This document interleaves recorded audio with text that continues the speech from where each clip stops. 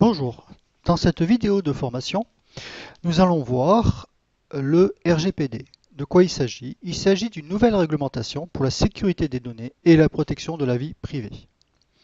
Nous allons voir ce qui va changer dans Careo. Donc avant de démarrer, je tiens à souligner que la base de données est déjà sécurisée depuis de nombreuses années et qu'elle est accessible uniquement par un mot de passe connu par Okapisoft. C'est-à-dire qu'on ne peut pas y accéder par un logiciel éditeur de texte ou quoi que ce soit. Comme vous le verrez, Okapisoft était déjà en avance puisque la majorité des demandes existaient déjà depuis plusieurs années. La qualité et la sécurité de vos données étant une de nos priorités. Nous allons commencer par nous identifier au logiciel. Donc comme on peut voir, donc là je vais me connecter avec l'identifiant ADM. Je n'ai pas mis de mot de passe, je valide. On va tomber déjà sur une première fenêtre puisque aujourd'hui le mot de passe doit être sous un certain format et obligatoire. Donc on peut voir ici le format, donc au moins 8 caractères, une majuscule, une minuscule, un chiffre et un caractère spécial.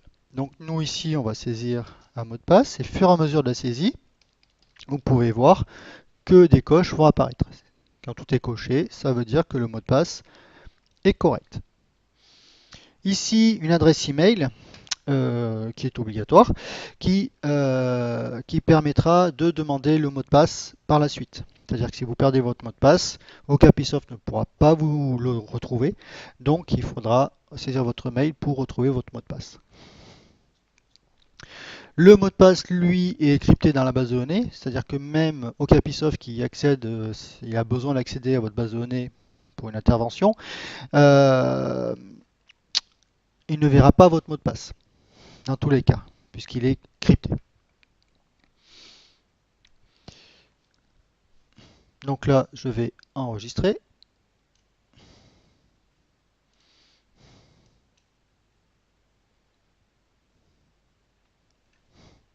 Voilà. Donc là, nous voici dans le logiciel. Alors, ce qui va changer, donc dans le menu Gestion et Utilisateur, on va sélectionner l'identifiant ADM puisque je me suis connecté avec l'identifiant ADM. Je vais modifier. Donc là, ici, on va pouvoir changer le mot de passe. Donc on va retrouver une fenêtre similaire à ce qu'on a vu tout à l'heure.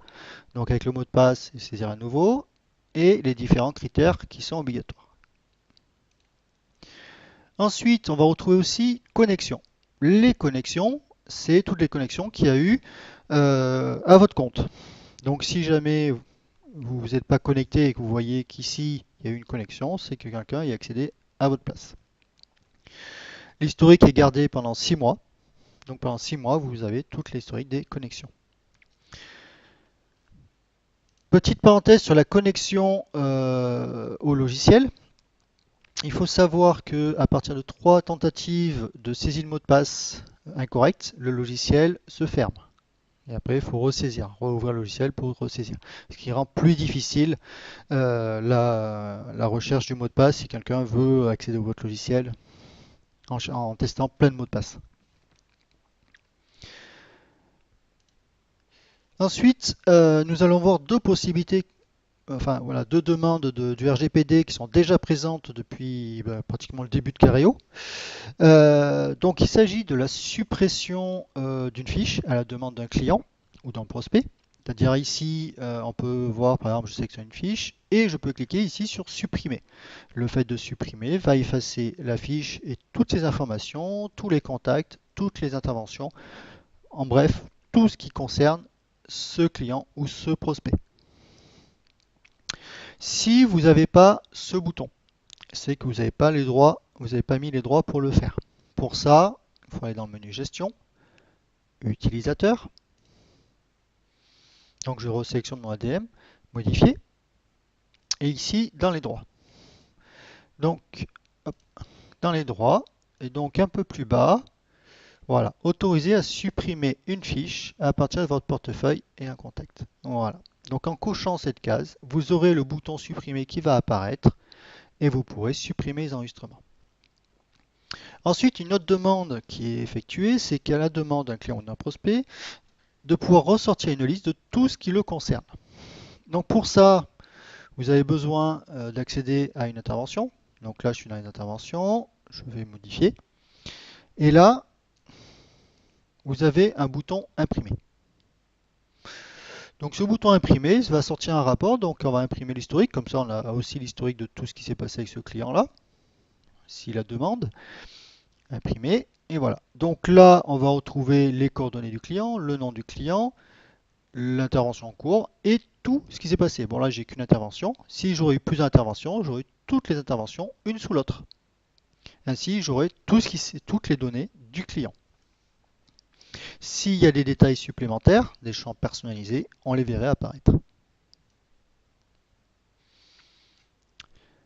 Ensuite, il y a une évolution sur l'emailing. L'emailing, c'est quand vous envoyez un mail. Donc ici, alors il y a une vidéo qui explique l'emailing. Je vous invite à le voir pour voir le fonctionnement. Nous, ce qui va nous intéresser, c'est qu'à chaque fois que vous envoyez un mail, automatiquement, sur la fiche, il va y avoir un historique qui va se créer. Donc, on va aller dans Modifier. Donc, je sélectionne une fiche, je modifie. Et là, je vais dans Email. Donc là, j'ai la gestion des abonnements des emailing. Et je vais avoir ici un bouton historique des envois. Donc là, il est vide pour lui.